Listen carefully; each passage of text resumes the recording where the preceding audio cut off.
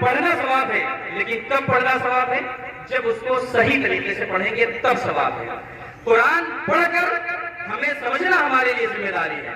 قرآن پڑھنا ثواب ہے کب؟ جب ہم سمجھ کر یا قرآن کے تلفظ کی ادائیگی کے ساتھ پڑھیں گے تب ثواب ہے۔ جب قرآن پڑھنا ثواب ہے تو قرآن کو سمجھنا بھی ثواب ہے، اور جب قرآن پڑھیں گے اور سمجھ کر پڑھیں گے، صحیح ادائیگی کے ساتھ اس کے معنی کو سمجھنے کی کوشش کریں گے، تب زندگی میں ایک نکھار پیدا ہوگا۔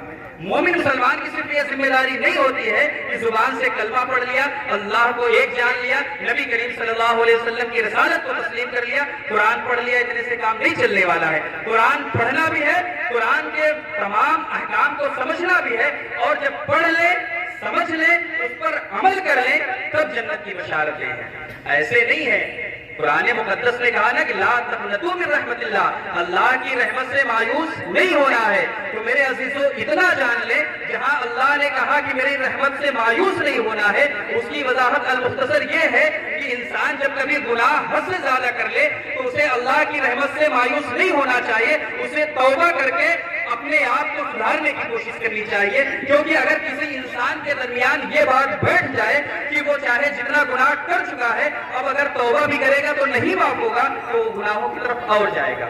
جیسے کسی شرابی سے کہہ دیا جائے یا دیگر اور گناہوں میں ملوث شخص سے کر دیا جائے، اب تم چاہے جتنی عبادتیں کر لو، جتنی چاہے ریاضتیں کر لو، اب تمہاری توبہ نہیں قبول ہونے والی ہے، تو وہ کیا کرے گا؟ شب و روز پھر اسی میں لگا رہے گا۔